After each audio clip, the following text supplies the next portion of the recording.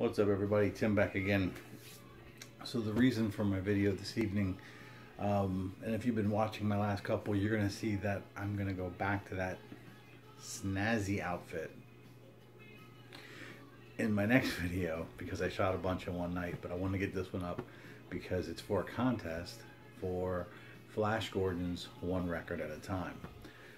So newer channel to the VC, shows a lot of cool, a lot of interesting stuff. Not quite at 100 subs, was getting close to 100 subs, but wanted to have a contest to get to 100 subs. Seems like a fair enough reason to me. So wanted to support his channel. He's commented on a lot of my videos, so I felt the need to kind of spread the love and educate everybody about what Flash Gordon's all about. He's about saving the world. He's also about one record at a time. So he's put together a quick contest, 5 questions. If you hear some music in the background, is what we're listening to tonight as I do this. Since I was in an 80s pop mood today, so Reflex, Politics, and Dancing is what we're jamming to tonight. So we're gonna try to go through these quick, because I'd like to go get this posted and support the channel. So anyway, here we're gonna stack of records. So if I feel like it feels like I'm flipping through them, I probably am, because I prepare. So question 1: what is your craziest album cover? So could have went in a couple different directions with this. The first one that pops into my mind is probably one of the more iconic and psychedelic ones, which is King Crimson's "In the Court of the Crimson King." And I decided to go in a different direction with that. So one of the ones that I have, and I've shown this album before, that's really crazy and funky, is July. Now, July is a psych band from the 60s. One album, original pressings of this go for stupid money. This is a reissue. Sounds really good. Great psych album. If you see it, I do recommend grab it. As you can see, the cover here, there's a lot to digest of that. I mean, you've got lizards and frog feet and just there's a lot. That's a busy cover. But I grabbed another one. It's one of those ones that make you go, we all know this gentleman, Mr. Isaac Hayes. That's a bad mother. Shut your mouth. I'm only talking about Isaac Hayes. I mean, if you don't know the man for the music, you know the man because he was chef on South Park. But what you didn't know is that the man dressed like that. Oh. Yeah.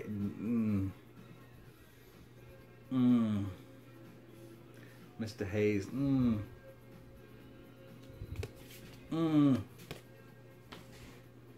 Crazy album cover. Question 2. What are some of the other things you collect? What are some of your other passions and hobbies that you pursue? Well, I always called it the big 3: music, movies, and video games. As far as for movies go, I think between DVD and Blu-ray, we're somewhere in the neighborhood of like, I don't know, probably 700, 800 movies. I pick them up on good deals, things I intend on watching, that I haven't watched yet. Movies from my childhood, things like that. I'm looking at over there. So I don't know, maybe one of these days I'll start incorporating movies into it, because the movies are a big part of me. But I also mentioned video games. I've been an avid gamer since the Atari 2600. Those were the first system that I remember owning. A lot of time and lost, for lack of a better word, to Pitfall and Tron. I remember having that on Atari, and Enduro, just a bunch of games. I remember playing Atari all the time, which naturally went to Atari 5200 and NES and SNES. I've scaled down my collection, so I currently have an Xbox 360, an Xbox One, a PS4, a GameCube, and I have an SNES Classic, and then my Dreamcast unfortunately just died, so I need to get another one of that. And then I have a Japanese Sega Saturn. And the reason why I prefer the Japanese one to the US was that the Japanese market actually marketed the system better. They used a lot more of the system and the system features and they put out better games in Japan. So that's why I have a Japanese Sega Saturn and really don't feel the need for a US version. There's a couple of other ones I would consider collecting, but I think at this point, you know, music is my big passion. Video games are cool. I haven't had time to play any in quite a while, so I'm very behind on games. So I think I'm probably good with where I'm at, but when I'm out, I try to pick them up. Oh, I forgot to mention I have a PS1 and PS2 as well, so I'm good.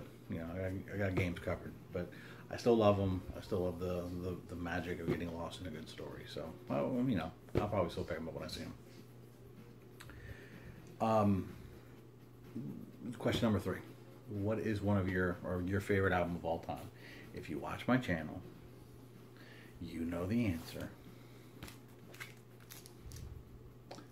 Access Boils Love by the Jimi Hendrix Experience. To me, this was Jimmy's best work.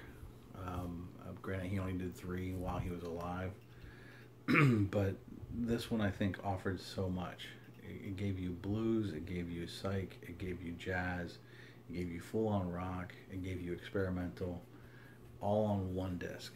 There's no double lives, there's no 15-minute freak-out tunes. This is one condensed album of just pure goodness. And I think it was him hitting on all cylinders. It really showed off a lot of his great songwriting and just some very imaginative playing back then. So to me, this is my perfect album. Nothing else really comes close to it. This is an album I probably listen to at least 2 to 3 times a week. I love it. Question 4. What's your turntable? What's your stylus? What's your situation? What are you using to listen to music? So I actually have 2. I have 2 turntables.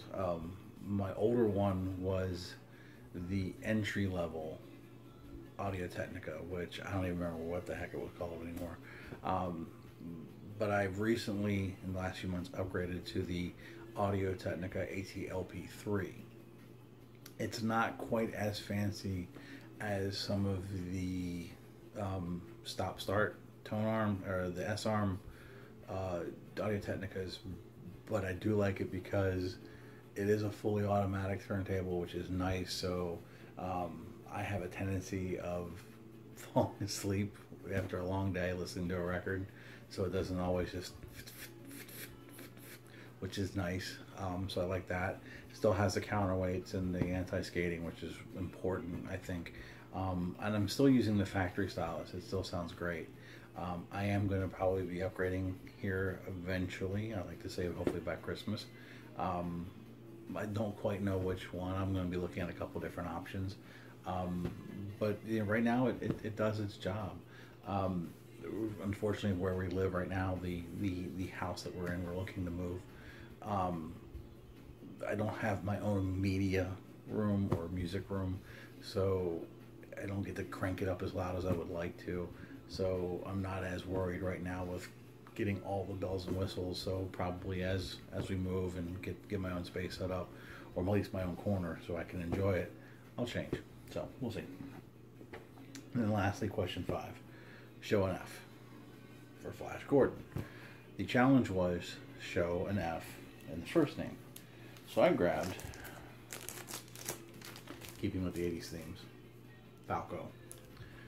Everybody remembers Falco from Rock Me Amadeus, but I was also Vienna Calling. Also wrote stuff for After the Fire. So I mean, Falco had a wonderful career.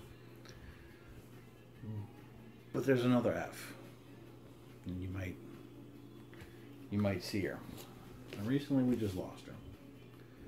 And Miss Aretha Franklin, to be perfectly honest, was always a big part of my soundtrack. Very soulful, very forward-thinking, just the type of soul singer that truly was in a class all by herself. She didn't earn the name Queen of Soul just because it was there. You know, she was larger than life in that regard. Her voice just carried. Her voice just did amazing things. But she was also, you know, very forward thinking in the sense of she wasn't going to take stuff from people. You know, it was, you know, here's a person who, when she passed at the age of 76, she had been lucky enough to have an illustrious career of almost 50 years, or maybe 50 years, maybe even more, in the music business. And she sang at Dr. Martin Luther King's funeral. She sang at the Kennedy Center. And even in later years, still brought the house down. But never had that, you know, attitude about, I'm better than anybody else. She still always carried herself with grace. She still challenged the system. And she still was able to do it all in her own style and way. So although Falco was my official entry, my secondary entry has to be the Queen of Soul. May she rest in peace. Appreciate everybody for watching. If you're not familiar with Flash Gordon's channel, check him out. I'll leave a link below. He actually has a second channel if you're into video games. He talks a lot about his old collections of his older video games. Things that you don't really see a lot of anymore. Everybody remembers the Atari 2600. Everybody remembers the Intellivision and the ColecoVision. Those were the more tangible, the more popular ones. But I know in his contest entry video, he even showed a Neo Geo. What was really interesting about that was that the cartridges were about this big. They were huge. And what you were buying for the $200 to $250 price tag, if not more, was you were buying the board slot that would be used in an arcade. So you were getting arcade perfect games. Cool stuff. I mean, there's a lot of cool old video game systems. So it's really cool, interesting stuff. If you're interested, go check him out.